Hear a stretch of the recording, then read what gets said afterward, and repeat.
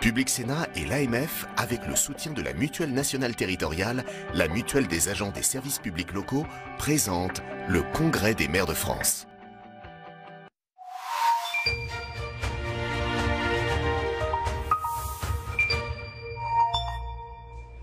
Merci de nous rejoindre sur Public Sénat au cœur du 101e congrès des maires de France qui se tient pendant 3 jours, porte de Versailles à Paris.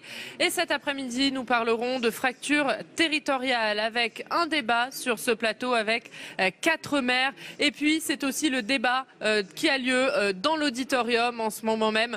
Nous le suivrons dans quelques instants. Et puis, à partir de 19h, c'est l'autre temps fort de cette journée, le discours d'Emmanuel Macron. Emmanuel Macron qui ne sera pas présent ici, porte de Versailles, durant ce congrès, mais qui recevra des maires à l'Elysée et qui s'exprimera devant eux. Ce sera donc à suivre en direct sur notre antenne. Mais je vous le disais, les débats cet après-midi, ici, porte de Versailles, ils tournent autour de la fracture territoriale, inégalité d'accès aux soins, zone blanche, désert culturel, désertification, autant de sujets qui vous concernent, qui concernent les maires. Les maires, eh bien, que peuvent-ils faire pour lutter contre cette fracture territoriale? C'est le débat, je vous le disais, qui a lieu dans l'auditorium cet après-midi. Je vous propose tout de suite d'en voir les meilleurs moments. Et on va commencer avec Bernard Voriac. C'est lui qui a la parole. Bernard Voriac, maire de Saint-Jory de Chalais. C'est une commune de Dordogne. On l'écoute. Sur les politiques territorialisées d'accès aux services, peut-être me demander à nos coprésidents de séance une réaction par rapport à cette France contrastée, cette France en dissociation, comme disait Hugo Bévor. Bernard Voriac. Mais ce qu'on constate, c'est que les difficultés, les fractures, vous les avez aussi bien en milieu rural qu'en périurbain. Ça, c'est le premier constat et il faut qu'on le fasse ensemble. Et les réponses ne sont pas obligatoirement tout à fait les mêmes. Le très haut débit, mobile, c'est pas pareil. Santé, ça peut l'être, mais on va y venir. Florence Portelli. Oui, les réponses ne sont pas les mêmes. Je dirais les fractures aussi à la base ne sont pas forcément les mêmes. Il y a des endroits dans des zones urbaines importantes. Vous avez des fractures sociales et éducatives que vous pouvez rencontrer partout en France. En revanche, en milieu rural, vous souffrez aussi des problèmes d'infrastructure, de transport. C'est vrai que là où la densité de la population est la moins importante, vous avez aussi beaucoup plus d'accès difficile aux services publics et même parfois les bonnes intentions des ministres divers et variés eh bien, échoue devant cette évidence. Je prends récemment l'histoire des bibliothèques. Le plan Orsena sur les bibliothèques, vous dites ça à un maire d'une petite commune de quelques centaines d'habitants qui lui-même a du mal à gérer seul ou avec un secrétaire sa mairie. Si on lui demande d'ouvrir le dimanche la bibliothèque ou de faire bénéficier à ces jeunes du pass culture pour aller dans une ville importante alors qu'il n'y a pas les moyens de transport nécessaires le week-end, ça rend les choses beaucoup plus compliquées. Donc on n'a pas les mêmes problématiques, mais on a des fractures dans tous les endroits de ce pays. C'est extrêmement inquiétant et je crois qu'il faut évidemment que nous l'entendions et c'est aussi le cri d'alerte des maires. Et ce qui est difficile, c'est qu'on a des solutions différentes selon aussi l'argent qu'on a dans les caisses, faut dire ce qui est, ou qu'on n'a pas. Et même pour ceux qui ont un peu plus de moyens que des collègues qui sont dans des toutes petites communes, ça devient très difficile. Je vais vous donner un exemple tout bête. Moi, je suis maire d'une ville de 27 000 habitants. J'ai 2 postes. Il y en a une où, celle du centre-ville, on m'a dit la poste, elle va fermer. Sauf si vous nous trouvez un autre bâtiment. J'ai dit, ah bon. Alors j'ai reçu le directeur de la poste générale. Lui, il m'a dit, moi, j'aimerais bien rester en centre-ville. Mais le problème, c'est que c'est pas moi qui tiens les cordons de la bourse en matière immobilière. C'est la filiale privée de la Poste, Postimo. Et quand je les ai rencontrés, eux, ils ont tenu le discours inverse en me disant, si vous voulez que vous ayez encore une poste, chère madame, vous nous payez le bâtiment, location à prix réduit ou pas, et vous faites tous les travaux à l'intérieur. Philippe Val, le patron de la Poste, sera avec nous cet après-midi, donc on lui posera la question. C'est comme ça que ça marche. C'est comme ça que ça marche. Donc en fait, les villes qui sont comme la mienne, en difficulté tout de même, parce que l'État nous demande de plus en plus d'assurer des missions de service public ou d'assurer la permanence des services publics sur les territoires à sa place, nous demande d'investir à sa place et de mettre de l'argent, alors qu'en même temps, puisque c'est la mode, eh bien il faut réduire nos dépenses. Donc c'est la quadrature du cercle. Et du côté des zones rurales, on propose d'accéder à des services inexistants avec un manque d'infrastructures ou les difficultés que rencontrent nos collègues au quotidien parce qu'ils n'ont pas de moyens. Et alors justement, vous êtes maire de Taverny, en Île-de-France, 26 000 habitants.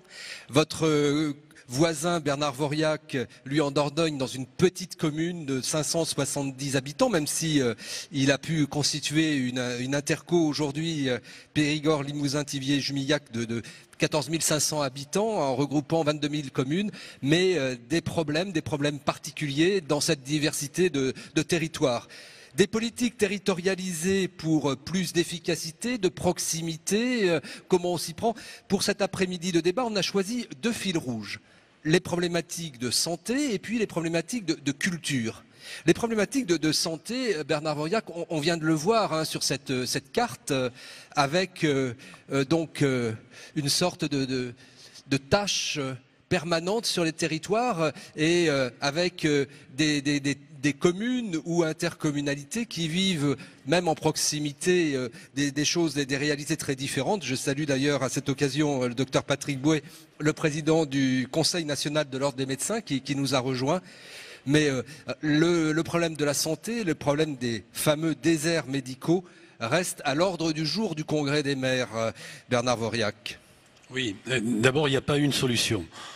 Ensuite, je salue Isabelle Mention.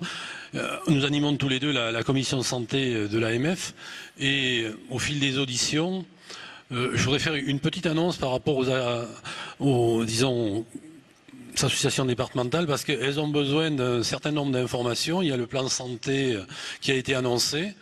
On va essayer pour le début de l'année 2019 de fournir à toutes les associations départementales un fil rouge.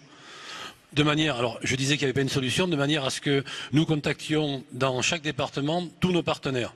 Bien sûr, l'ordre des médecins, mais pas seulement l'ARS, l'État.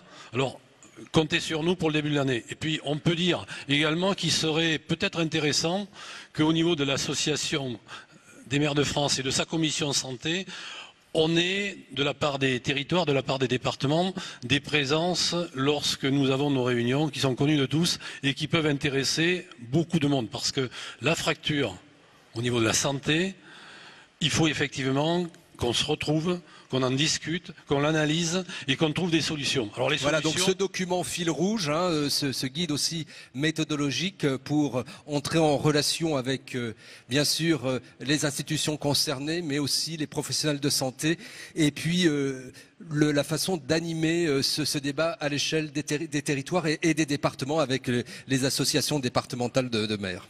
J'ajouterais ne pas laisser aux ARS le soin de le faire seul. Oui.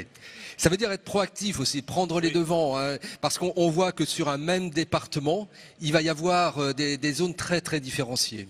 Absolument. En sachant, et vous le vivez tous, que ça ne fait pas partie de la santé ne fait pas partie de nos compétences naturelles.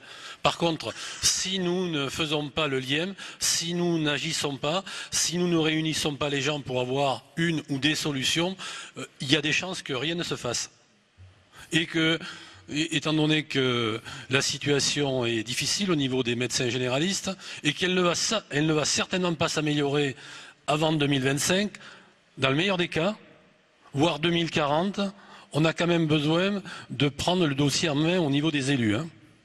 Alors si on a pris le sujet santé et puis le sujet culture, c'est parce que pour faire venir aussi des professionnels de santé, eh ben, il faut bien vivre sur les territoires. Et là, la culture, elle est essentielle, elle est évidente, même si elle n'apparaît pas comme ça en première ligne. Et pourtant on le voit bien. Mais si vous avez des médecins qui sont la plupart du temps comme nous, avec des conjoints, le conjoint, il a besoin d'avoir accès à des loisirs, à des activités intéressantes en dehors du travail de l'époux ou de l'épouse. Et donc on a besoin d'avoir une réalité culturelle forte, y compris dans tous nos territoires. Ça veut dire que la culture est un moyen de se différencier positivement. Et c'est important de l'affirmer. Parce que ça signifie aussi des moyens, même si on en a peu. Florence Pertelli, Même chose quand on est dans la région capitale, la région Île-de-France, et qu'on est donc maire d'une ville de 26 500 habitants. Nous, on est une des zones les plus touchées en Île-de-France par la désertification médicale, alors qu'on est dans la communauté d'agglomération la plus importante. Donc la désertification médicale, c'est pas en zone rurale spécifiquement, c'est partout. Et en Île-de-France, on est particulièrement touché. Je suis aussi conseillère régionale. On est en train de développer tout un programme par rapport à ça. Je pars sous contrôle de Frédéric Valtou avec Valérie Pécresse à la région. Qui est le président de la Fédération hospitalière de France, qui Exactement, regroupe tous les grands établissements hospitaliers publics et qui est le maire de Fontainebleau. Voilà, qui en parlera mieux que moi, mais c'est un sujet qui nous est vraiment cher à la région, mais on assiste à plusieurs choses. Déjà, la première, c'est qu'on a énormément de médecins vieillissants qui vont partir à la retraite et on a une nouvelle génération de médecins qui n'entend plus vivre de la même façon que leurs aînés. Donc ça, c'est un premier point. La deuxième chose, c'est qu'ils avaient souvent des cabinets médicaux qui n'étaient pas aux normes. Donc souvent, les successeurs n'ont pas forcément les moyens d'acheter ou de reprendre un cabinet médical qui n'était pas aux normes PMR, etc. Après, c'est vrai que dans l'ambiance actuelle, ils ont plutôt tendance, les médecins d'aujourd'hui, je parle sous le contrôle du président de l'ordre des médecins, à vouloir travailler ensemble, à se regrouper.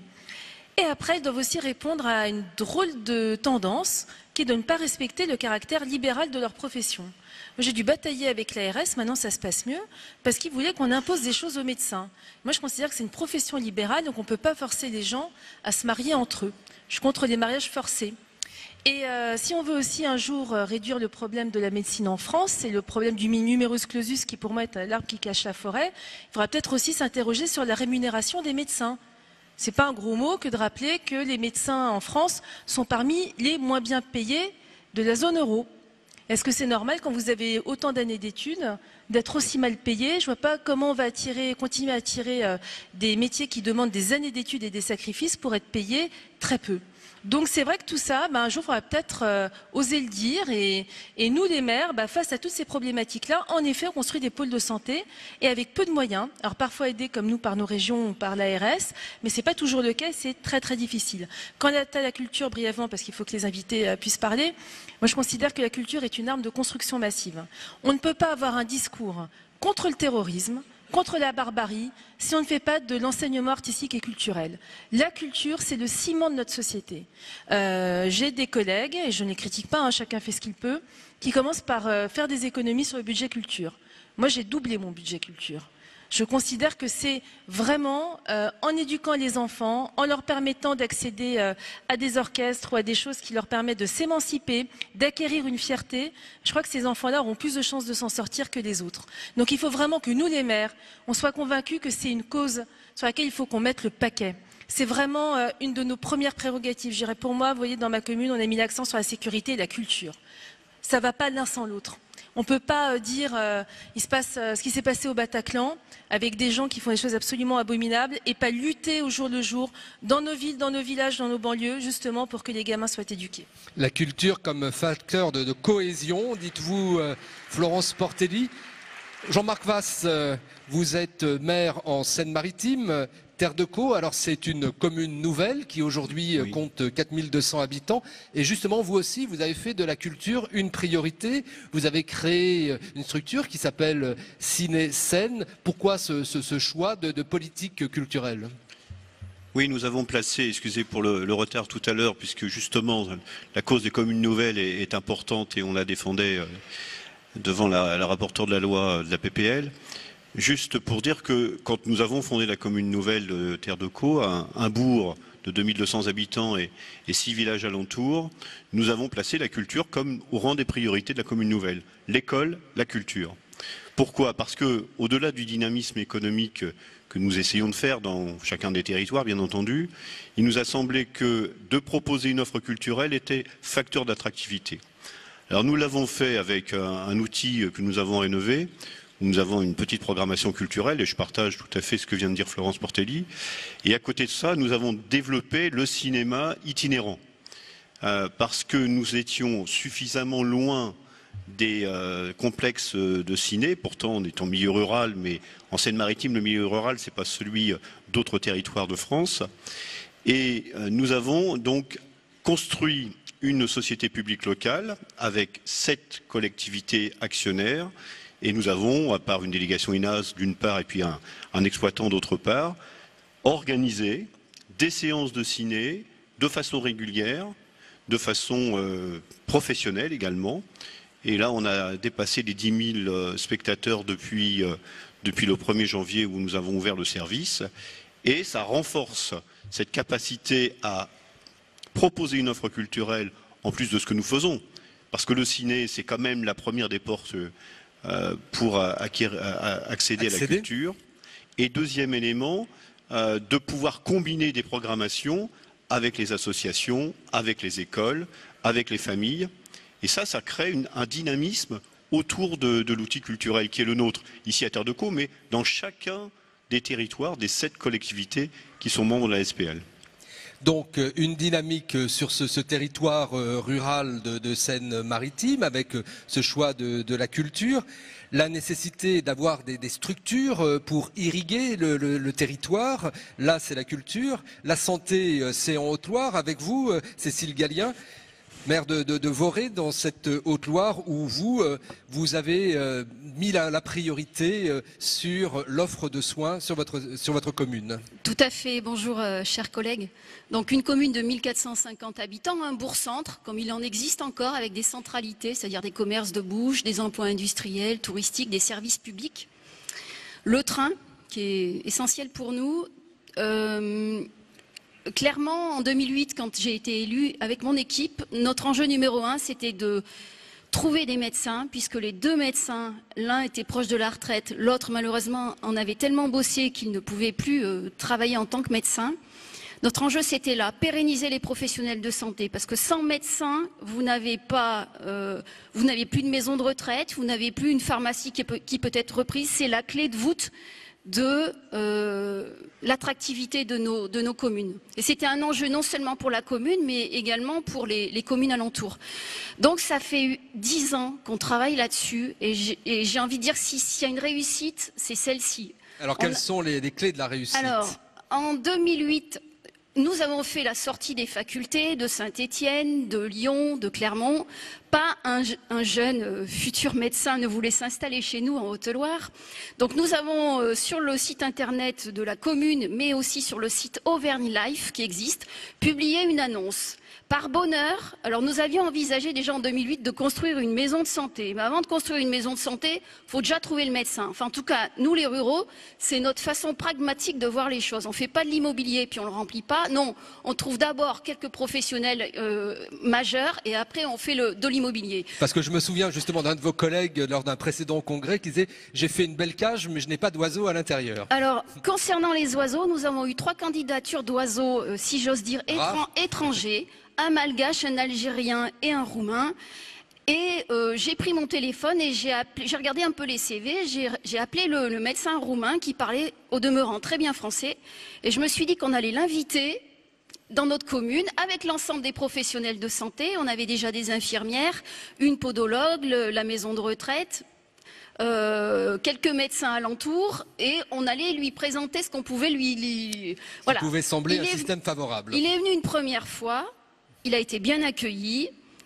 On a été financé par la région anciennement Auvergne qui a mis en place un truc super qui s'appelle les résidences d'entrepreneurs, c'est-à-dire qu'ils vous payent 3 jours d'hôtel plus le voyage. Et ceci, on l'a reproduit 3 fois, le temps que le médecin puisse faire connaissance avec l'ensemble des acteurs locaux, se sentir bien, venir avec sa femme pour voir un peu ce que ça donnait chez nous. Et puis le temps aussi, alors j'ai un petit message à passer à l'ordre des médecins, ça a été hyper compliqué, on a mis plus de 8 mois pour obtenir l'agrément, alors que c'est un médecin formidable qui a une patientèle énorme, donc ça a été un peu un combat aussi mené avec le conseil de l'ordre départemental, mais qu'on a obtenu. Donc le premier médecin s'est installé provisoirement, on l'a logé dans un local provisoire, le temps qu'on aménage cette maison de santé. Cette maison de santé, on l'a construite avec l'ensemble des professionnels qui voulaient y venir. C'est-à-dire qu'ils ont défini avec l'architecte, moi je veux 20 mètres carrés, moi j'en veux 40, etc. On leur avait dit voilà, ça sera 7 € le mètre carré. Ils savaient à quoi ils s'engageaient. Moi je voudrais remercier les financeurs qui ont été l'État. Alors nous on fait petit, c'est-à-dire qu'on a une capacité d'investissement qui est de l'ordre de 450 000 € par an. Et comme c'est une commune malheureusement endettée depuis des lustres, que nous arrivons à désendetter, et je me suis refusée à augmenter les impôts 2008, et j'ai tenu engagement. Donc ils savaient tout sur l'affaire. Donc on a aménagé 250 mètres carrés, au-dessus de la salle polyvalente, en plein cœur du bourg, en face de la pharmacie, à 2 pas de la maison de retraite, des commerces de bouche pour faire en sorte qu'il y ait cette attractivité de centre-bourg qui se maintienne. Donc ça nous a coûté 366 000 €. L'Europe nous aide beaucoup à financer sur les territoires. Alors il faut quand même qu'on dise que l'Europe, avec ses politiques de cohésion territoriale, est indispensable. Et demain, dans la future programmation, elle demeure indispensable. Donc 60 000 € de l'Europe, 69 000 € de l'État et 27 000 € du département. Voilà. Donc on a 210 000 € d'emprunt. Pas de crédit, 210 000 € d'emprunt. Là, par contre, on a fait un emprunt parce qu'on est sûr d'être remboursé avec les loyers. Donc voilà, on a emprunté sur 10 ans, ça marche bien. Et on a pu, cette année, il y a 2 ans, j'avais trouvé une médecin qui finissait ses études, une locale, qui habitait on va dire la commune d'à côté, qui était ravie de devenir médecin généraliste. C'était quelque chose de formidable pour elle, un engagement humain. Cette jeune femme, on l'a fait pareil, on l'a fait rencontrer tous les professionnels de santé du pôle de santé et de la région. Elle a trouvé que c'était sympa, qu'elle pourrait travailler en équipe. Et puis, elle a obtenu, et je voudrais remercier les médecins qui sont des maîtres de stage. Il faut qu'on facilite le fait pour des médecins d'être maîtres de stage. Elle a fini ses études de médecine au Puy-en-Velay chez un maître de stage, un médecin que je remercie encore. Et elle est venue s'installer 2 ans après chez nous dans le pôle de santé parce qu'elle a voulu d'abord faire un petit bébé.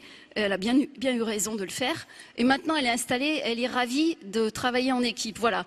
Tout ça pour dire qu'il faut une mobilisation, bien évidemment, des acteurs publics locaux et des financements. Il faut que les professionnels de santé sur le département, Conseil de l'Ordre, mais aussi alentour, aient envie d'accueillir un confrère, une confrère. Il faut, alors j'en appelle à quelques réflexions des députés qui sont en train d'examiner et de remettre à plat ces politiques de zones de revitalisation rurale. Nous sommes en ZRR. Alors clairement, c'est une exonération, vous le savez, pendant 5 ans d'impôt sur le revenu pour les médecins. Alors évidemment, on dit, c'est vrai que les médecins gagnent bien leur vie en général, mais peut-être quand ils débutent, c'est pas plus mal de leur faciliter la vie. Donc moi, attention à ne pas remettre en cause de manière un peu catégorique ces ZRR qui permettent à un jeune médecin de faire sa patientèle, de s'installer et de commencer à vivre bien. Une autre chose aussi, la région finançait et finance un peu toujours l'achat de quelques matériels mobiliers pour les médecins, pour les dentistes, etc. Donc ça, c'est aussi un plus qui est apporté, qui ne coûte pas forcément très cher, mais qui est assez indiscutable. Alors il y a des dispositifs qui existent, il faut les utiliser. Et puis il y a aussi cette ressource humaine locale, le tutorat, l'action aussi des médecins qui doivent transmettre. Et là, on se tourne vers Patrick Bouet, le président du Conseil national de l'Ordre des médecins. D'abord, petite réaction par rapport à la difficulté qu'a eu Cécile Gallien par rapport à ce médecin roumain et puis au-delà justement comment les professionnels de santé et les médecins eux-mêmes peuvent contribuer à apporter les réponses nécessaires pour les territoires. Petite réaction non, parce que j'ai bien conscience des difficultés que pose l'application de la réglementation européenne et de la réglementation française. Donc, étant un organisme chargé d'une mission de service public, je ne peux qu'appliquer le dispositif législatif tout en incitant mes collègues, présidents des ordres, à avoir une analyse la plus rapide possible des situations individuelles pour que l'ensemble des dossiers soient constitués rapidement, ce que font une grande majorité des conseils départementaux qui ont bien conscience des difficultés. Au-delà de cette situation, je dois dire, Madame la maire, que vous avez finalement illustré la totalité de ce qui doit aujourd'hui être le moteur de rassemblement de l'ensemble des acteurs. C'est vrai que nous avons une difficulté aujourd'hui qui est la méconnaissance de la réalité des exercices et de la réalité des implantations de la part de l'ensemble des professionnels de santé. et que nous devons les uns et les autres construire les mécanismes qui permettent de professionnaliser précocement ces jeunes professionnels dans leur tissu et dans l'environnement qui va être le leur. Et qu'à ce niveau-là, on voit bien qu'il faut construire localement les attractivités qui permettront à ces jeunes professionnels, se professionnalisant dans les territoires, de trouver appétence à exercer leur métier dans ces territoires. C'est certainement la première chose aujourd'hui qui est totalement à construire. Totalement à construire parce que l'université n'ouvre pas aujourd'hui son espace professionnalisant de façon suffisante à l'ensemble de l'environnement professionnel d'un jeune et futur médecin. Et c'est une priorité qu'il faut savoir construire. La deuxième de ces priorités, et vous l'avez également illustré, c'est que ce n'est pas en appliquant des modèles normés que nous allons réussir, mais c'est bien en permettant à l'ensemble des acteurs de développer de l'initiative territoriale que nous pourrons le faire. Et il faut donc se méfier d'une réponse normée nationale. Je dirais, et ceux qui me connaissent me le pardonneront, que la santé est une affaire trop sérieuse pour qu'on la confie uniquement à l'administration. Et que finalement, en disant vous auriez dit qu'il fallait trop sérieuse pour la confier au seul médecin, mais... Non, à l'administration, et je pèse mes mots en le disant, parce qu'aujourd'hui, on se rend bien compte que c'est à la fois parce qu'il y aura des acteurs professionnels de territoire, à la fois parce qu'il y aura des acteurs de l'initiative territoriale, et les élus que vous êtes en sont l'illustration, et à la fois parce que l'administration et l'État joueront leur rôle de facilitateur en matière de création de postes et d'investissement, que nous réussirons ce pari. Nous ne le réussirons pas à court terme si nous n'avons pas une convergence de l'ensemble de ces acteurs. Donc la norme n'est pas ce qui nous sortira de la situation, l'initiative et l'association des acteurs territoriaux est ce qui nous permettra de sortir de cette situation. Il y aura probablement et vraisemblablement un effort majeur dans la formation, un effort majeur dans le soutien à l'innovation et à l'initiative et un retrait de la norme administrative pour réussir. Alors vous Ces faites trois le facteurs lien sont essentiels. avec les débats qu'on avait ce matin dans cet auditorium sur la nécessité justement de différencier selon les territoires en fonction de la diversité des territoires. Gilles Le Proust, maire d'Allonnes. Alors Allonnes, pour ceux qui ne le savent pas, c'est une commune qui est dans la communauté urbaine du Mans avec des quartiers en politique de la ville. Et quand on parle proximité, la proximité, elle n'est pas seulement géographique, il s'agit aussi de parler proximité sociale, qu'il s'agisse de santé ou de culture, de tout ce qui fait aujourd'hui ces services délivrés par la commune, par les collectivités locales, ce qui illustre très bien d'ailleurs hier la campagne de communication qui nous était présentée par l'AMF. Oui, effectivement, l'accessibilité aux services, il faut qu'ils existent. Donc ça, on l'a vu sur la présentation tout à l'heure par le CGET. On voit d'ailleurs que cette question, elle est posée sur l'ensemble du territoire, d'une manière inégale bien sûr, mais sur l'ensemble du territoire. Et donc, excusez-moi, il y a donc besoin de réfléchir et notamment de comment on répond au niveau national et notamment de faire attention de ne pas opposer les territoires. Moi j'ai trop entendu ces derniers mois ou ces dernières années un peu les oppositions entre urbains, périurbains, ruraux. Je crois qu'il faut mieux partir des réalités posées et réfléchir comment on y répond. Moi, ce que je trouve, y compris, c'est que, sans revenir à des temps jadis, parce que bien sûr la société a évolué, mais on a besoin d'avoir une réflexion au niveau de l'État d'aménagement du territoire. Parce qu'on ne peut pas laisser les communes uniquement, ou les collectivités, même je vais élargir mon champ d'action, uniquement relever ce défi. Parce que les territoires qui ont plus de moyens financiers vont pouvoir construire de la culture, de la santé, etc., etc. Et les autres vont rester au bord de la route. Et donc, surtout, les populations vont rester au bord de la route. Donc, je pense qu'il y a toujours ce travail ensemble de l'État et des collectivités. Alors ça, c'est l'aspect, effectivement, de l'implantation. Ça passe aussi également, derrière service, on ne l'a pas mis, ça n'a pas été mis sur le titre. Mais je crois, moi, qu'un des éléments, même si ce n'est pas le seul, c'est préserver sur l'ensemble du territoire les services publics. Parce que quand on ferme un hôpital de proximité, quand on ferme une poste, quand on ferme des écoles, on aggrave l'inégalité territoriale et l'accès à ces services de base sur nos territoires. Et puis, vous posez la question, il y avait effectivement la dimension sociale.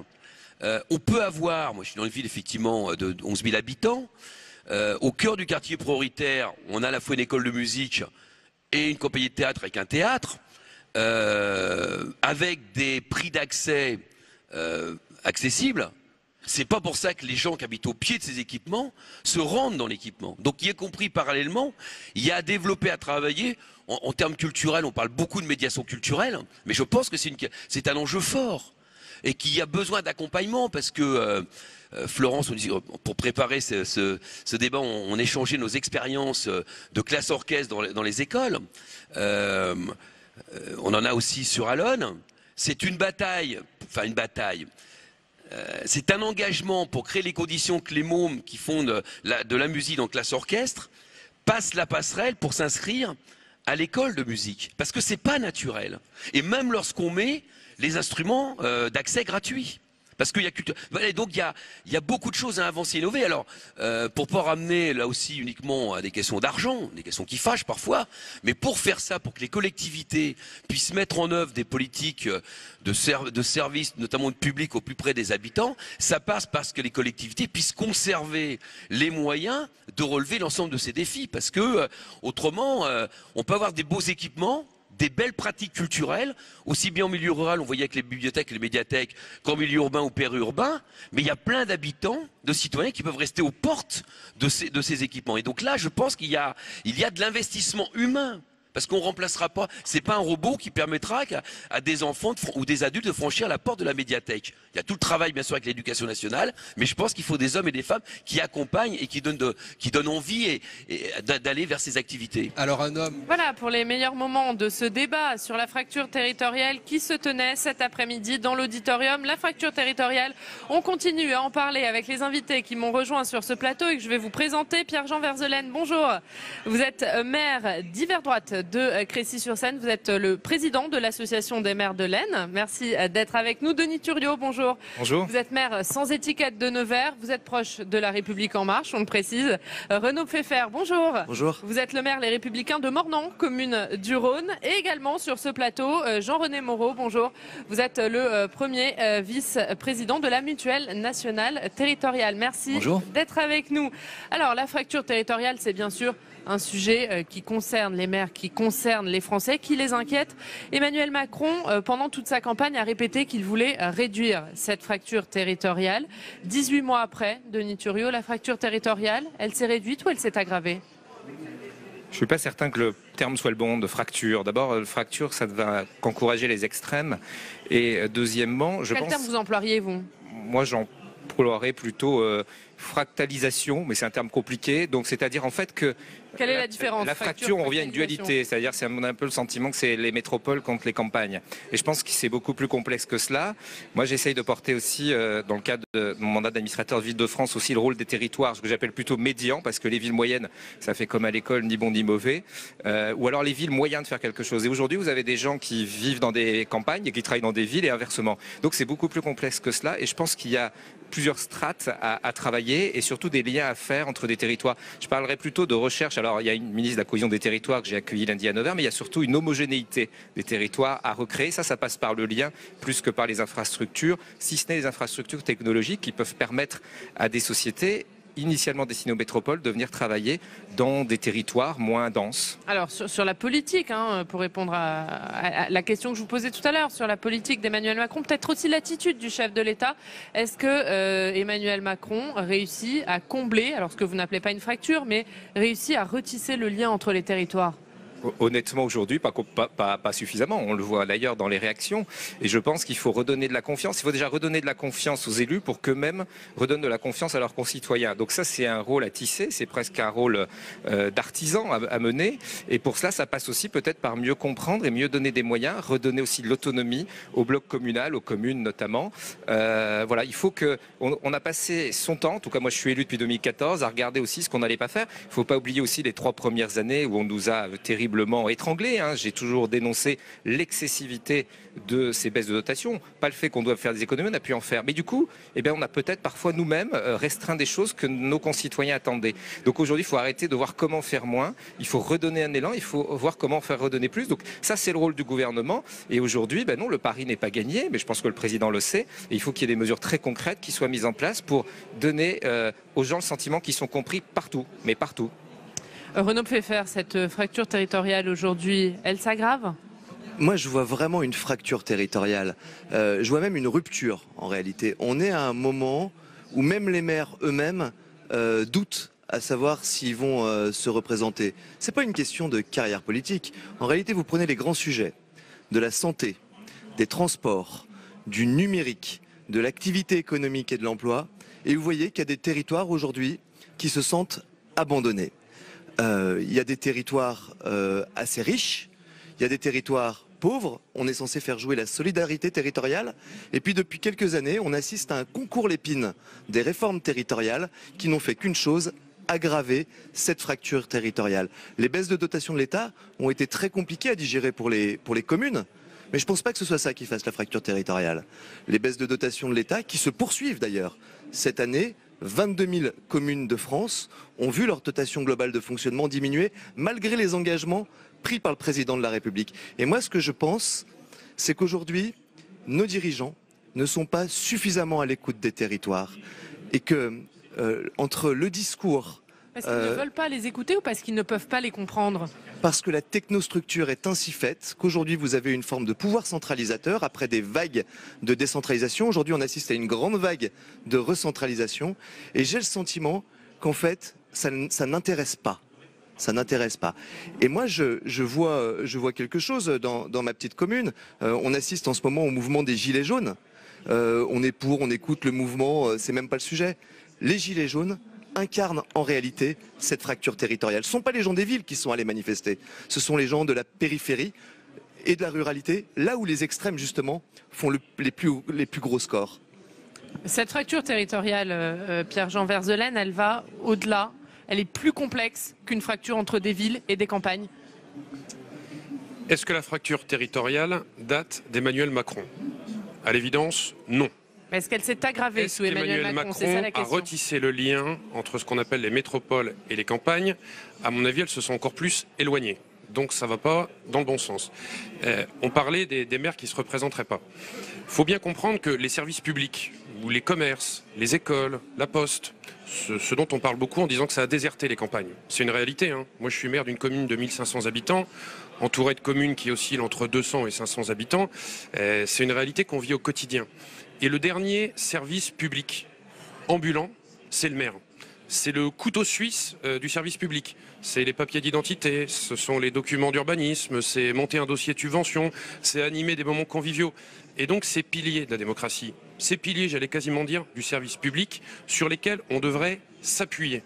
Et finalement, on a tendance à baisser leur dotation, on arrête les emplois aidés, ils se prennent depuis quelques mois en pleine tête des réformes qui leur donnent l'impression de ne pas être écoutés.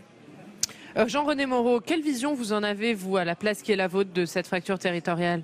Moi j'entends ce qui vient être dit avec des avis divers et variés. Moi, je vais être un peu plus concret dans mon champ, dans le domaine de la santé.